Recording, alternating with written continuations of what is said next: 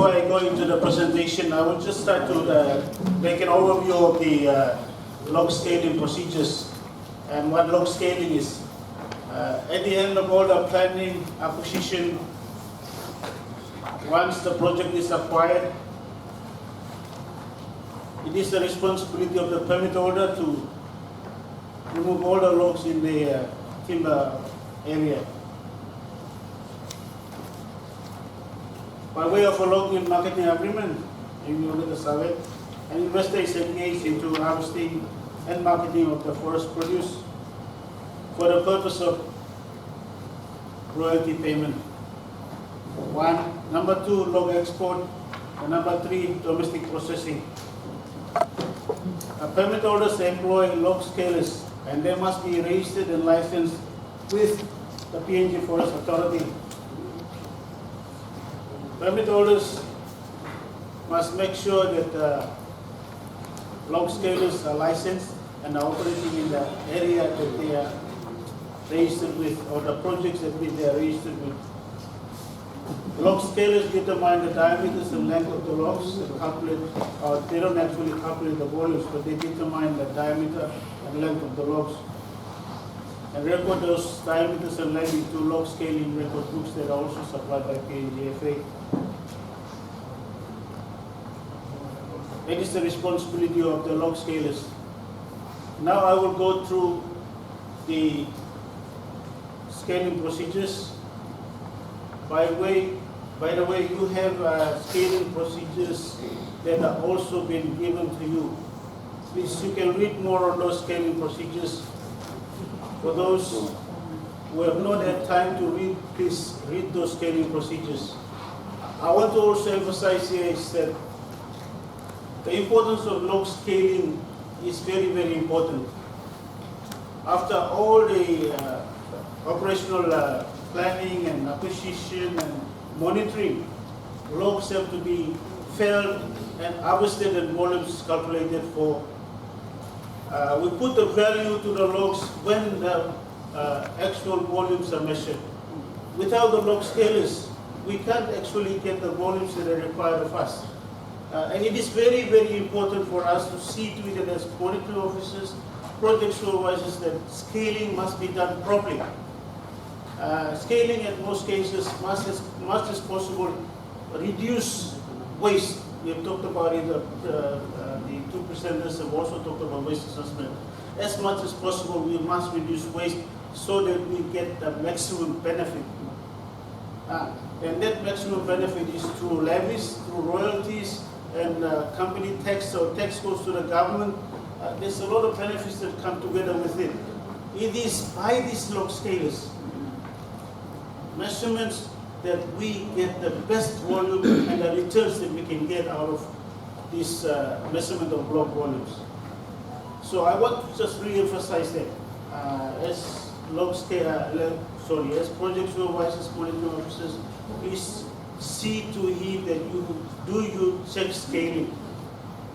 Check scaling should not be done by a scaler and given to you and say, "Oh, this is my check scaling." What are you check scaling? It is not check scaling. You are checking the scaler to see that he is following the procedures. You know, scaler working scaling na you kisim na to kanya kisim na salin ko chip scaler. No God. You must work on check scaling. You must get diameter tape. You must get length tape. Working check. Yeah, you salin. Okay, thank you. Otherwise, I won't dwell into much of that, but I'm just trying to re-emphasize the importance of log scaling. Okay, I will go into the presentation. Just keep through this. This is just the introduction and what needs to be. Move on, please. Log scaling. That four things that we are trying to do as much as possible in log scaling. Firstly, is facilitating charging of collective royalties. First thing first. Royalty must go to percent because they were wrong. So the first most important thing is we facilitate the assessment of royalties to the landowners. Then we have the control of the harvest volumes that come from that area that we are measuring. Then we see, well, in the annual logging plan we have the annual allowable cut that is supposed to be from that setup. we also make sure that the volume that is harvested is within that annual harvest for that particular setup. And then we provide rough, there are going to be statistics as well. From the volumes that we have, we must have proper statistics of what is being harvested. And then those volumes are then supplied to offices where they use for planning purposes. You meet us a lot, there are planning people that come and they ask for these volumes. They ask for what has been harvested in the area. Provincial governments are asking for that. Industries are asking for that also. Even NGOs are asking how much is coming from there. Even on Papa Ground, we like to how much only cutting is. So it is very, very important that proper statistics have to be kept as well. And that comes from scaling as well. So lastly, we have this allow production of project and regional reports. You are also required to write reports to us. So we move on. Okay, in this part, log scalers must be licensed. Okay, I'll just further into what log scalers must be licensed. They're required to obtain log scaling licenses set under Regulations 205. I'll just go through how log scalers must be registered. Firstly, log scalers are scalers that have already been working in the field, that have experience, they have actually scaled logs. Then, what would be best done is that project supervisors, when you do your monitoring, you find that, oh, this scaler is capable of scaling logs and he can be able to obtain a license for himself. You must have a good loan. So in the best interest of that particular person, you can recommend that I have observed him, I have assessed him, that he is capable of scaling logs. Then you say, okay, with the recommendation letter, you send his application for a license. But before he has to do that, he must attend a scaling course at TFTC. He must attend the log scaling course to obtain a log scaling certificate. Without a certificate, you cannot recommend him to get a license. The certificate allows for him to apply for a license and must be registered in PNGFA. Only registered log scalers licenses are allowed to scale logs, and those that will sign the log scaling record sheets. Okay, that is the process.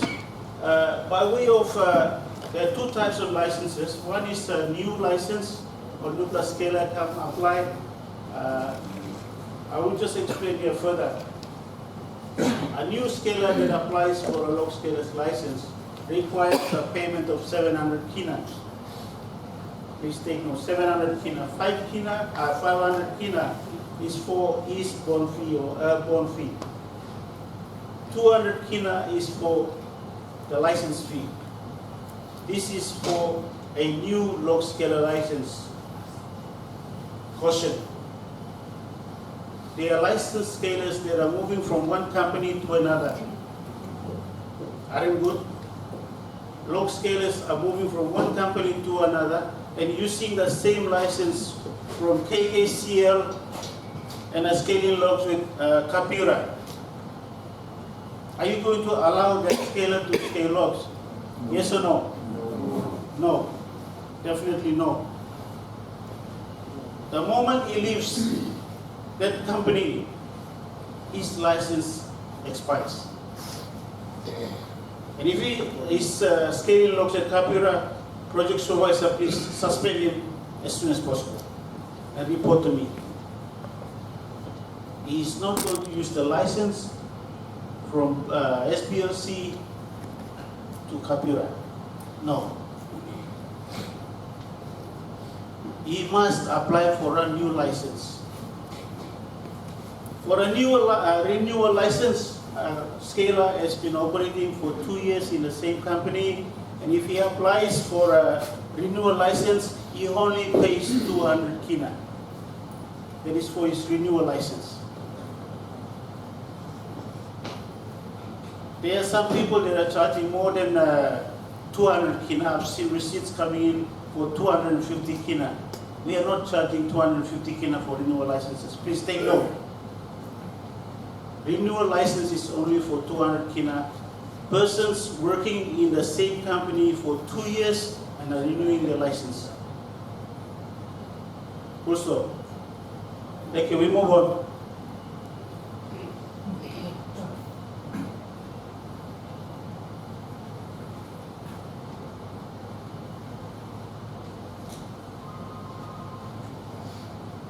Okay, as usual, log scaling is done at the landings. All logs first come into the log landing. The scaler or the operator lays the logs on the ramps. The log scaler or licensed log scaler first must put the markings where the trimming is going to be done, and the scaler then identifies which kind of species. Very, very important also. Species also determines the kind of rates that are paid to for each species of logs. So the chief scaler, who is also the chief scaler of the company, first must identify what kind of species that is, and then he actually places the number of tags. It's like SGS tags are placed on those logs, and they must run in serial numbers. There's a painter there at the landing. He paints the same number that is on the SGS log and the species name on these logs. We talked about waste. There are also people who are there using S-hooks, and they place them at the end of the logs to minimize splits on logs that, different species, we said in the morning also will quickly split, so they put on the, so it's just the process that is taking place during scaling. So trimmer, go trimming, then the scalers write, or at the end of that they measure the logs and it's entered into the log scaling book. Okay, we'll move on. Measurement of log length. Log length 10.9 is measured as 10.9. 10.99 is 10.9 on the length. Diameter 25.9 is 25, not 25.9 or 26. Take this please. 25.9, 25.6, 25.7 is 25 centimeters diameter. It's not rounded up, but it's rounded to a whole centimeter. 25.9 is 25 centimeters diameter. Length 25.9 is 25 meters. So when we checking, we must make sure that the scalers are taking the length properly and taking the diameter properly. And you check scaling, you do your checks, you find that the volumes that they are calculating using the Brereton scaling method is within the method that we have given for them to use for calculation of volumes.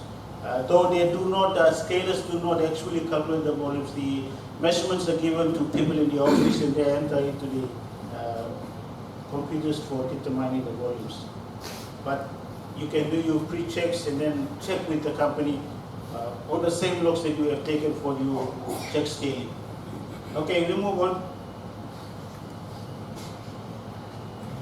Yeah, I've explained it already. Go. Okay, maybe I just emphasize a little bit more on different shaped logs. On a circular round log, cylindrical, it's easy for the scaler to just go and see where the long end of the log is and the shortest end of the log to measure the diameter. Where there is a square log, the scaler has to determine where the longest end is and the shortest end is. Sometimes it can be taken that you take the longest end, let me say.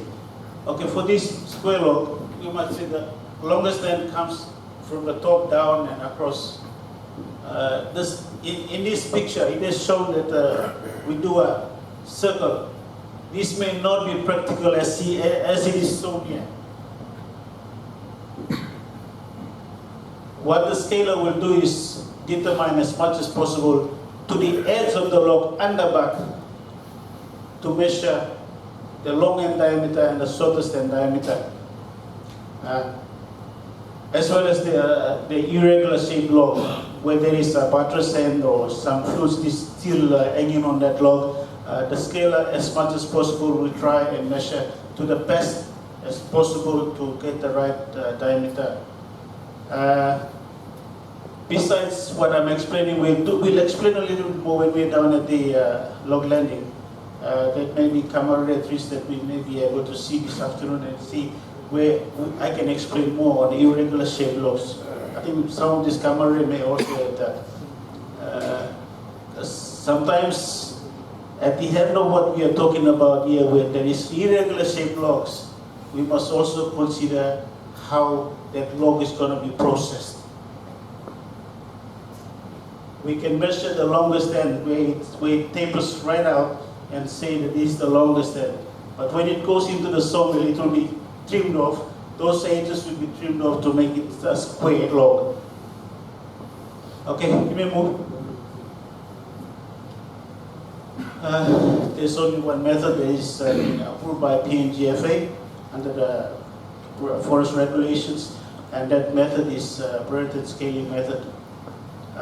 Besides, there is no other method that is acceptable and is allowed by PNGFA. In my time of scaling, in my time of inspections, I have noted there is another 2 types of scaling methods that are being used in the country, which I am trying as much as possible if we can address those issues also. Balsa is using a different method of scaling, which I still am communicating with people in Rabaul if we can come up with something that is practical for balsa farmers and producers and traders. That's one of the scaling that is not in line with the braided scaling method.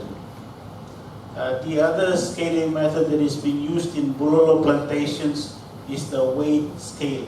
Logs go through the weighing station. You have been there in Bulolo, you know what they've been doing. I think you have seen what I'm talking about. They're using a different method of scaling, and that is still under consideration.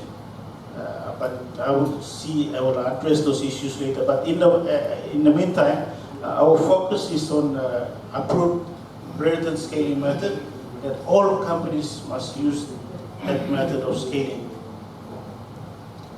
Okay, we move on.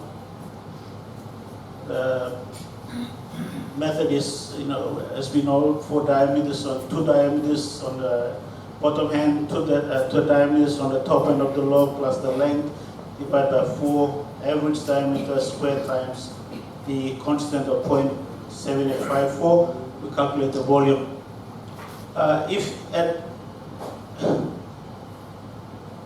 Something that has been observed for a time now, we talk about defects. Most of the logs that are being measured today being driven by or being controlled by the companies. I think you will all agree with me that they try as much as possible to reduce every defect before they measure those logs for royalty payment and assessment and payment. Where can we possibly try and control this? This is an issue that is maybe a bit out of control, but where, in the best of our ability, can we control as much as possible so that we do not waste? Because there is a waste procedure we've just read this morning. We can also measure the waste and minus from the total volume of the log and export the log or put the log in the domestic processing mills. But as it is today, you will all agree with me that maybe these logs that are being exported are all free of defects. We talk straight. Also, ini kati mau jual plantation ini ekspor ini, Emor kaindiwa long bipusay no blocks putting my cancer. Where do we get the maximum benefit out of our resources? Where do the landowners get the benefit, food benefits from the resources? I guess they have been missing a good time. Yeah, well, for defect measurements, we measure the total volume of the log, like at the 4 diameters, and then using the same Brereton scaling method, we calculate the full volume of the log. Then we measure the different measurements, diameters on both ends. If there's only one end of the log that is being defected, we only measure one end of the log divided by 2. If the defect goes through the log, we measure 4 diameters divided by 4. That has also been said by Simon Peter this morning. So that's for the defect volume. We measure defect volume, we measure the log volume, minus that, then we will get the sound volume that remains for that log. Okay, we move on. This is just an example of what I've just explained. As the example on the total volume of the log and the defect volume, and then the remaining sound volume is 2.851. Okay, we move on. Time we move around to here. It's the defect volume. Move on.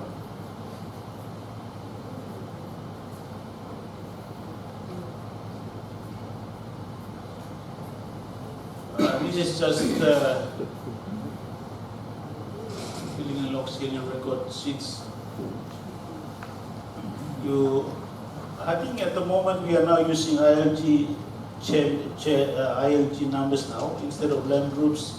We are using ILGs now. This new log scaling record sheets that have been printed. Log text, species, 4 diameters, log measurements. There's no space for volumes to be entered on the log scaling sheets. But like I said, 4 diameters are taken, the length. If there is a defect, you also put the defect measurement, not you, but the scale is making sure that they put the log defect on the scaling sheet. But I assure you, I've seen a lot of scaling sheets that have no defects at all. Okay, we move on. Now, finally, the log scaler himself signs the log scaling book. I think some companies, if you may have heard, they call it FD66. FD66 was a name that was used by national, that was before PNG Forest Authority came to be. Nung ko yung platingo sa narapla book na log scaling record book and narapla. Some companies, some operators that have been operating here a long time in the country still call it as FD66. It was, Simon is saying that he was from the National Forest Department, forestry at that time, before the coming into operation of PNG Forest Authority. So it's the same thing. So sort of FD66 and log scaling record book na imikan. Yeah. We move on. Distribution of copies. The white copy goes to the Provincial Forest Office. Yellow copy remains at the Provincial. The white copy is sent to Forest Authority for assessment of royalties. All right. The yellow copy goes to the project supervisor, and green copy and start log book where log scaler will start the project site, so immediate follow-up can. Log scaling record books.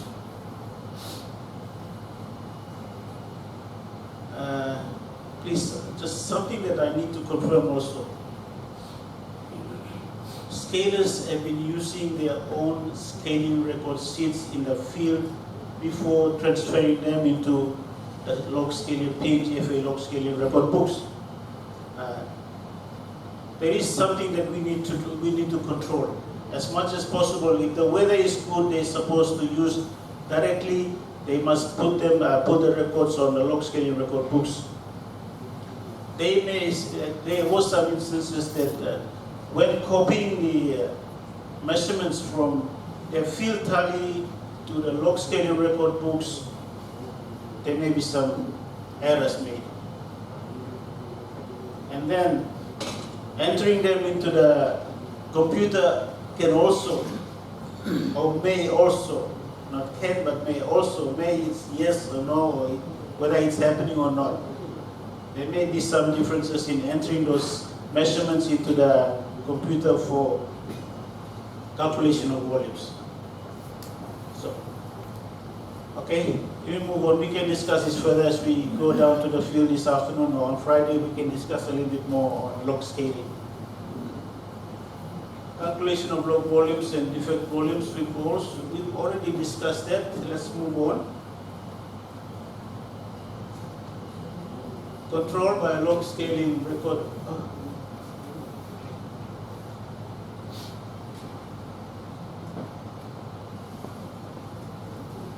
The supply of log scaling record books is directly now from Port Moresby. There's actually, before, let me put it this way, before when we were giving out free scaling record books, there was a tendency that we sent the scaling books to each provinces or to regional offices, and they were given to the companies. Now that we put the levy on it, we are charging companies for payment of scaling books. So all the record books are kept with me, and companies apply for the books. They pay for them before they are supplied to the company. So on the first point there, those books are controlled by me now at this moment. And so record sheets are properly filled in. Yes, take an action to missing record sheets. Sometimes you find that when you are doing your assessment, you find that some serial numbers don't actually correspond. Then you go back to the project, to the company and said, in my assessment I found that some numbers have been missing, or one page has been missing. So you talk to the company or to the scaler, where is this page, what has happened to it?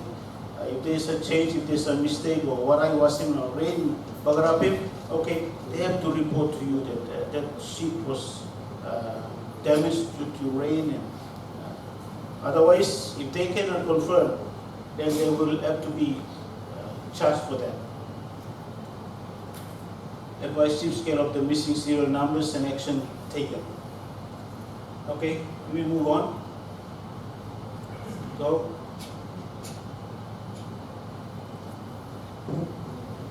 Okay.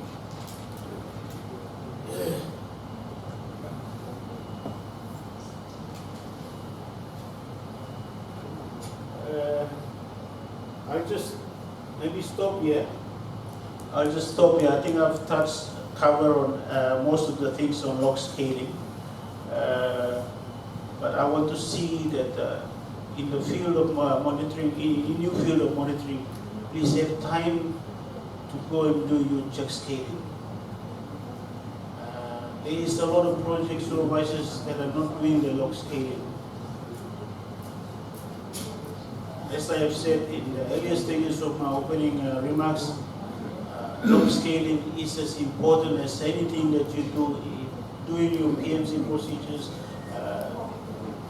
you must at all costs do a check scaling. You work in check scaling. Log scaler work in log scaling, and give you all results. Know that. You are assessing the scaler, whether he is following the procedures or not. So that's one point. I just want to wrap up. Secondly, licensing of scalers. All log scalers must be licensed, and they are operating in the same area, that same project. But recently, with the current difficulties that the companies are going through, companies have scaled down, or they've force majeure on certain projects. Scalers have been moving from one company to another. There's a lot of scalers that are operating now, or scaling logs now, who are not actually supposed to be scaling logs in those companies. When you go back, please me asking you, take whoever the log scalers are operating in your companies that you are monitoring, report back to me, because I wouldn't know where they are scaling the logs now. That's one thing that I want to make mention. Get the names of all your scalers in your area, in your projects, as project supervisors. Send them to PFMs, sorry, not PFM, PFMs, and they will report back to me. So I know exactly where the log scalers are. Lastly, is I take this time as maybe in the next few years you may not see me standing here, but please, forestry is our business. When we are doing our business, we do it with confidence. As forest officers, as officers of the state, whatever is supposed to be done, your law and code of practice, and all other aspects of forest authority, you are the manager of that forest area. I encourage you to do your work with confidence. Tell the company that this is what the head says, this is what you are supposed to do. And there should be no double thoughts in what you are doing as professionals. Do it in a way that the company will abide by what you are doing. Because if you start to compromise with the company, you will lose faith in what you are doing as a forest officer. If you compromise with the landowners, then you will lose faith. Sometimes we simply we take sides to the landowners. The landowners are saying this, landowners are saying that. The company says, do this. When we start to fiddle around with this, we lose faith as office of the state. I want to encourage you to take a firm stand on what you were supposed to do, because you are guided by our Forestry Act and regulations. That is who we are. Stand up strong and making work for you, or man by respecting you. Even the landowners will respect you. Even the company will respect you as a forest officer of the state. Thank you so much, and I'll conclude here. Looking at the Hawin no SPOC Lockport.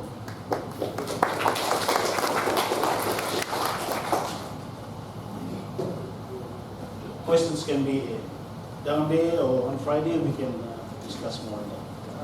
Maybe really time is up. You have 5 minutes. Open asking questions. Thank you, John.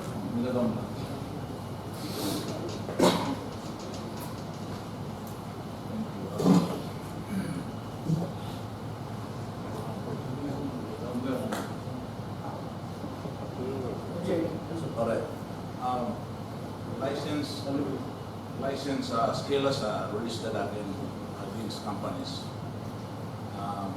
Recently, there are some scalers that they go through training, but they left companies and they are now trying to register. Their license has expired. Now they are trying to renew their license, but on their own. So, do we allow that? Thank you.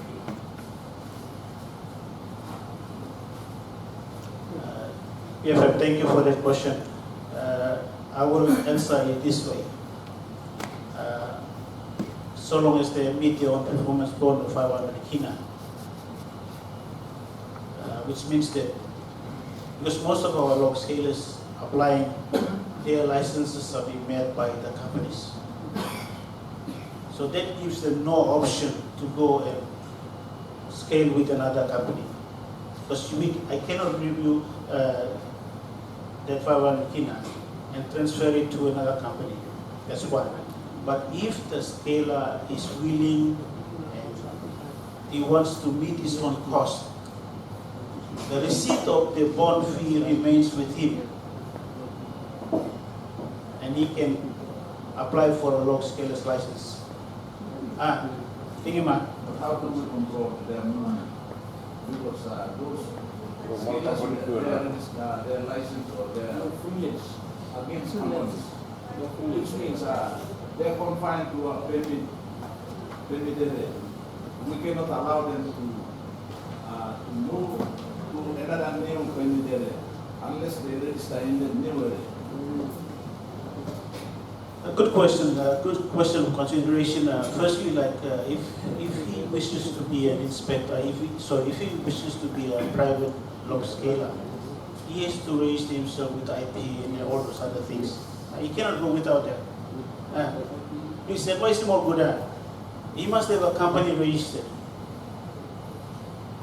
If he wishes to carry out log scaling, that company must be registered with IPA under the IPA rules and must have an FIP with PNG Forest Authority. Then he can go into scaling as a contractor to the company. As a contractor. We cannot allow a person, like you said, his license is attached to a company because they pay for his bond and his license. So you cannot just simply go and work with another company, as I said earlier. No, it's not permitted. The moment he leaves, his license is invalid. But if he registers his own company, it's a matter of him contracting with a company that is operating so that he can now scale logs. It was said of a name called Karavasius Samumai. It is nodding his head. This one such scaler who was trying to go into that kind of business. But he has registered a local company. I'll just give an example. He registered a local company and he's also doing scaling. Registered a local company registered with IPA, and he was allowed to do scaling. So those are the options that I'm trying to get at. If you cannot just talk about, I will pay my bond fee and then I will do scaling there for 6 months, I will do scaling there for 3 months. No, there is no control over those kind of scales. Any more questions? I'll just get 2 more questions and then I'll conclude it. Thank you.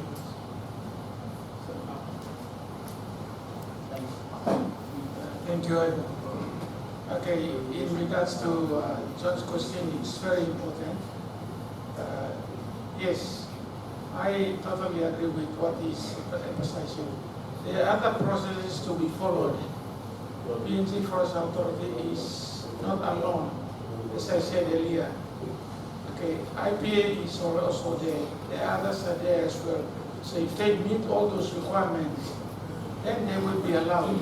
So in our process, we allow them to scale logs because we license them. They went through the training and we license them to scale logs. But if they become as an independence, then that is a process that they must follow before we allow them. So otherwise, the other authorities will be caught in between.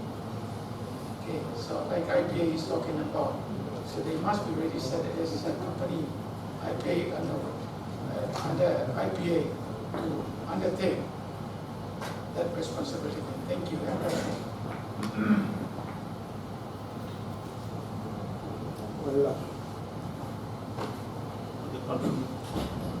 You mentioned something about spenders using public system to record spending the lending and then transferring the data to log spending system in your office. I'm trying to say that why don't we develop a mobile application to reduce the error of entering data from the public system to the log spending system and from the log spending system to the computer. We develop a mobile application similar to Collector or something like that. So we enter the setup number, the dimension of the log, the species, in the log lending. And from there, straight to the computer to minimize the error. I mean, one suggestion will be consideration. Thank you. Maybe we'll just take note of that and we can discuss further on that issue. If we can use mobile app for that purpose. But we can further discuss that. On Friday we can discuss it more. All right. I think I'm Tasso. I'll give one to our Michael. Will have the last one, and then we will conclude here. Please, Mike, up here. I'm just trying to looking at the way that you are mentioning about the private scaler. I'm not sure if it's possible for like a private license scaler. So scaling kind of the purpose that we have is a license connected to a scaler license connected to a company. Suppose we register in Romania, project specially, yeah, license project specially. No, also kind of now that they are mentioning like when we go to our IP, we allow them scaling. Is it dynamo? Come as private contractor, then is it allow for you to do some scaling? Somebody government they buy. Kalau kita kasih scale apa itu pun apa scale planning project kita sihkan, scale along. Semua di private, is coming business wise. Consultant. Mike, I think it is a business arrangement. If the scalers decide that they can, follow all the processes with IPA and register themselves, they are accepted as a company, then I think they can contract with the operator as a contractor and scaler. Huh? Supposing I register my business, and I take log scaling as my business. And then I can go to SPLC and say I want to be a contractor doing log scaling. I can do that. So long as I meet all the requirements. I am affiliated with IPA, FIP, I'm registered as FIP, and you register yourself as a registered log scaler. Why not? I don't think there's I have not broken any law in this country. Only when you think a scaler thinks that he can operate by himself and he can register himself. No. He has not met all the requirements. What I mean is like, I'm scaler and we go register in a private company, you might want to employ other scalers and they do scaling in different companies at the same time. Actually, I allow you to do that for Thank you, Mike. We can discuss it further on Friday. I think we can discuss further there on Friday. But for now, thank you very much. Thank you, Rohara Mliplana. One more question, burning questions that you have, please bring it up on Friday and we can discuss it further. Otherwise, we have a field trip in the afternoon. We can also discuss some of those issues. Thank you so much.